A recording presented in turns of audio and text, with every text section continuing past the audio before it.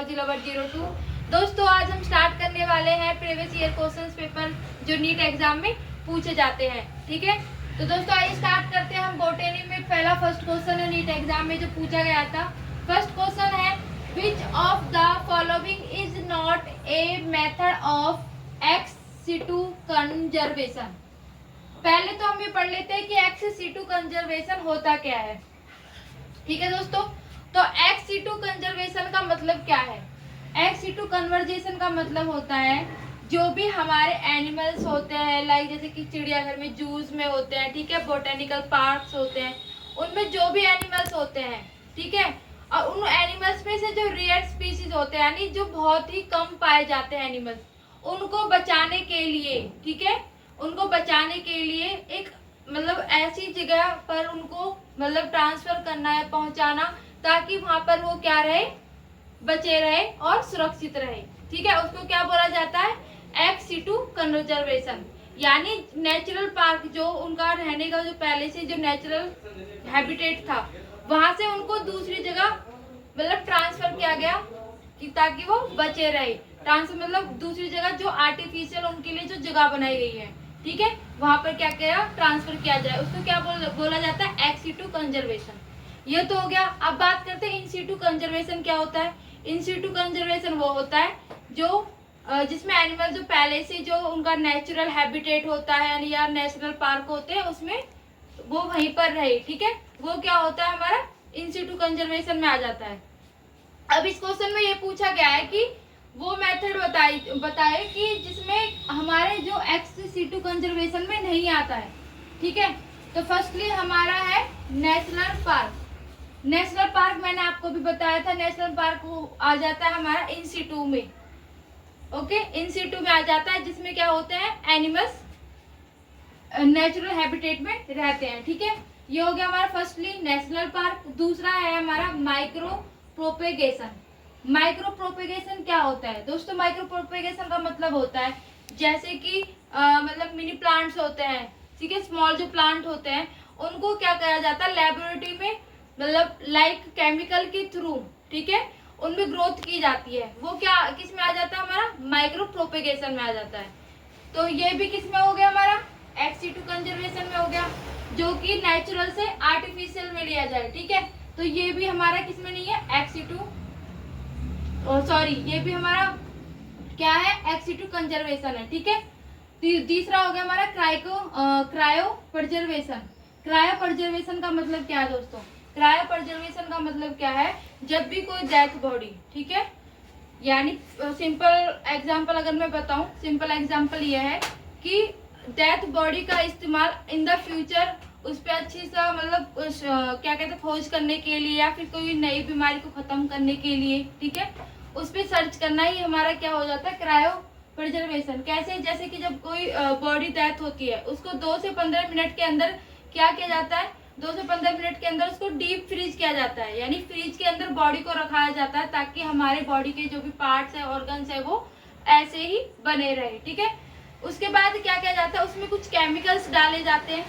Chemicals डालने के बाद उसको एक नाइट्रोजन लिक्विड में रखा जाता है और उसके बाद फिर दोबारा से उसको क्या किया जाता है, डीप फ्रीज किया जाता है। पहले तो किया जाता है 130 डिग्री सेल्सियस पे, -130 डिग्री सेल्सियस पे पहले डीप फ्रीज किया जाता है। उसके बाद 196 यानी 190 या फिर 196 डिग्री सेल्सियस पे फिर उसको डीप फ्रीज किया जाता है। तो इसमें क्या होता है, डबल फ्रीज होता है। ठीक है, ये भी किस में आ गया, हमारा आर्टिफिशियल्स में आ गया, यानी हमारा केमिकल में आ गया, ये भी आ गया हमारे एक्स सिटू कंजर्वेशन में। अब फोर्थ है हमारा in vitro fertilisation. In vitro fertilisation का मतलब क्या होता है, जो बॉडी से बाहर जो फर्टिलाइजेशन होता है, जैसे कि आईवीएफ, आज के आपको पता है आजकल आईवीएफ होता है, ठीक है, उसके थ्रू भी फर्टिलाइजेशन होता है, जैसे कि एग और स्पर्म को लेकर के, ठीक है, लेबोरेटरी में ले जाना और उनका फर्टिलाइजेशन कराना, वो भी क्या होता है, इन विट्रो फर्टिलाइजेशन। तो ये भी क्या हो गया, एक आर्टिफिशियल हो गया, यानी नेचुरल नहीं हुआ। तो मैंने आपको बस ये पूछा था कि नॉट ए मेथड, जो मेथड नहीं है, तो हमारा माइक्रो प्रोपेगेशन भी क्या कहते हैं, एक्स सिटू में कंजर्वेशन है, क्रायो प्रिजर्वेशन भी हमारा किसमें, एक्स सिटू में है, इन विट्रो भी हमारा इसमें, क्योंकि ये सारे क्या हो गया, फर्टिलाइजेशन हो गया, हमारा नेचुरल से नहीं जुड़ा हुआ। तो कौन सा है फिर हमारा जो नहीं है, नेशनल पार्क। नेशनल पार्क क्या है हमारा, एक्स सिटू है फर्स्ट नेशनल पार्क, ये क्या है हमारा XC2 कंजर्वेशन नहीं है। तो ये दोस्तों फर्स्ट हमारा क्वेश्चन। दूसरा क्वेश्चन है हमारा, which of the following is not observe during apoplastic pathway. पहले तो हम समझ लेते हैं कि एपोप्लास्टिक पाथवे होता क्या है। दोस्तों हमारे मतलब जो प्लांट होते हैं उनमें वाटर एब्जॉर्ब होने के लिए, यानी वाटर, अगर हम उसमें, आपको पता है कि जाइलम एक ऐसा वो होता है जो कि पूरे प्लांट के अंदर क्या करता है, वाटर प्रोवाइड कराता है, यानी पहुंचाता है। लेकिन कैसे पहुंचाता है, इसमें 2 वे होते हैं जिसके थ्रू क्या होता है, वाटर प्लांट्स में जाते हैं। पहला तो होता है हमारा एपोप्लास्टिक पाथवे, ठीक है। दूसरा क्या होता है हमारा सिम्प्लास्टिक पाथवे। जैसे ये हमारा प्लांट है, ये प्लांट्स के क्या है, रूट्स है, ठीक है। अब जब बाहर से वाटर प्रोवाइड कराते हैं प्लांट्स में, तो जाइलम के थ्रू क्या है, पूरे प्लांट्स के अंदर क्या है, वाटर एब्जॉर्ब होता है। लेकिन 2 वे ऐसे होते हैं जिसके थ्रू वाटर एब्जॉर्ब होता है। फर्स्टली है हमारा एपोप्लास्टिक, दूसरा हमारा सिम्प्लास्टिक। एपोप्लास्टिक का मतलब क्या है, एपो का मतलब क्या, अवे, प्लास्टिक का मतलब क्या है, साइटोप्लाज्म, ठीक है। तो ये हो गया हमारा एपोप्लास्टिक।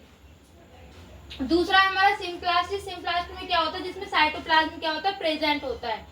सिंपल एग्जांपल अगर मैं आपको बताऊं सिंपल वे में, एपोप्लास्टिक मतलब होता है जो भी हमारे प्लांट्स के दैट पाथ होते हैं उनमें से वाटर जाना, ठीक है, हमारे रूट्स तक। ना तो उसमें सेल होता है, ना ही कोई सेल मेम्ब्रेन होता है, ना ही कोई बैरियर्स होते हैं, ठीक है। वो क्या हो गया हमारा एपोप्लास्टिक में। सिम्प्लास्टिक में क्या होता है, हमारे सेल मेम्ब्रेन होते हैं, यानी लिविंग पार्ट्स होते हैं, और सेल्स होते हैं, और हमारे बैरियर्स होते हैं जिनके रूट से क्या है, वाटर प्लांट्स तक जाता है, ठीक है। ये हो गया एपोप्लास्टिक। अब इसमें ये क्वेश्चन पूछा गया है कि कौन सा मतलब पार्ट नहीं है जो एब्जॉर्ब करता है ड्यूरिंग एपोप्लास्टिक पाथवे, ठीक है। इसमें हमें ये ऑप्शन बताना है कि जब भी एपोप्लास्टिक पाथवे के ड्यूरिंग वाटर एब्जॉर्ब होता है तो कौन सा पार्ट नहीं है जो हमारे एपोप्लास्टिक पाथवे में नहीं आता है, ठीक है। तो फर्स्ट है इसमें, the movement does not involve crossing of cell membrane, यानी जब भी वाटर प्लांट से होकर के जाता है तो इसमें बताया गया है कि movement does not involve crossing of cell membrane, यानी जब वाटर जाता है तो क्या होता है, मतलब तो वो क्या करता है, इन्वॉल्व नहीं होता, इसमें क्या हमारा सेल मेम्ब्रेन इन्वॉल्व नहीं होता, ठीक है। तो ये भी किसमें आ गया हमारा एपोप्लास्टिक पाथवे, ठीक है। दोस्तों मैंने बताया था कि इसमें सेल मेम्ब्रेन नहीं होता है जब भी वाटर मतलब मूवमेंट होकर के जाता है प्लांट में से। सेकंड है, the movement is aided by cytoplasmic streaming. तो सेकंड जो क्वेश्चन है इसमें बोला गया है कि जब भी वाटर का मूवमेंट होता है रूट्स में तो साइटोप्लाज्मिक स्ट्रीमिंग होती है। तो हमारा एपोप्लास्टिक पाथवे में साइटोप्लाज्मिक होता ही नहीं है, उसमें स्ट्रीमिंग ही नहीं होती। तो ये क्या है, ये गलत है, ठीक है। उसके बाद है तीसरा, apoplastic is continuous and does not provide any barriers to water movement. जब भी एपोप्लास्ट में कंटिन्यू क्या होता है, वाटर मूवमेंट होता है तो does not provide any barriers, आपको बताया था इसमें कोई भी बैरियर्स नहीं होते हैं, ठीक है, वाटर मूवमेंट में। ये भी हमारे किस में आ गया, एपोप्लास्टिक पाथवे में। फोर्थ है, movement of water occur through intercellular spaces and wall of the cell, यानी जब भी वाटर का मूवमेंट होता है तो उसमें क्या होता है, इंटरसेलुलर स्पेसिस होते हैं, ठीक है। तो ये भी हमारे किस में आ गया, एपोप्लास्टिक पाथवे। अब इसमें पूछा गया है कि इसमें मतलब वो पाथवे बताओ जो इसमें एब्जॉर्ब नहीं होता है वाटर के ड्यूरिंग, ठीक है, मूवमेंट के ड्यूरिंग। तो हमारा कौन सा है, सेकंड, ठीक है, the movement is aided by cytoplasmic. Question है दोस्तों हमारा, XO type of sex determination can be found in, कि एक्सोटाइप जो सेक्स डिटर्मिनेशन है किसमें पाया जाता है। तो ये सभी दोस्तों ये हमारे हो गए ऑप्शन। अब हम बात करते हैं कि एक्सोटाइप डिटर्मिनेशन किसमें पाया जाता है। जो एक्सोटाइप डिटर्मिनेशन होता है मोस्टली हमारे इंसेक्ट में पाया जाता है, ठीक है। फर्स्टली हमारा बर्ड्स। तो दोस्तों जो बर्ड्स में है, फीमेल में क्या पाया जाता है, फीमेल्स में हमारा जो गैमेट्स होता है वो हमारा ZW होता है, और मेल में हमारा ZZ होता है, ठीक है। ग्रास हॉपर में हमारा एक्सोटाइप पाया जाता है। उसके बाद है मंकीज। मंकीज में दोस्तों ये हमारे जैसे ह्यूमन्स में पाया जाता है, इसी तरीके से मंकीज में जो फीमेल में हमारा XY होता है, सॉरी XX होता है, और मेल में क्या होता है, XY होता है। ये हमारे मंकीज में पाया जाते हैं। ड्रोसोफिला हमारे ह्यूमन कैटेगरी में आ जाते हैं, तो ह्यूमन कैटेगरी में आ जाते हैं। तो इसमें जो फीमेल होता है इसमें हमारा XX यानी क्रोमोसोम पाया जाता है, और मेल में हमारा XY पाया जाता है। तो इसमें हमें बता रहा है कि एक्सोटाइप सेक्स हमारा जो डिटर्मिनेशन है वो किस में पाया जाता है, तो किस में पाया जाता है हमारा ग्रास हॉपर्स में, यानी जो हमारा इंसेक्ट है उसमें हमारा एक्सोटाइप डिटर्मिनेशन सेक्स डिटर्मिनेशन। क्वेश्चन 4 है हमारा, what amount of energy is released from glucose during lactic acid fermentation, यानी कितना अमाउंट एनर्जी रिलीज होता है जब लैक्टिक एसिड का फर्मिनेशन होता है।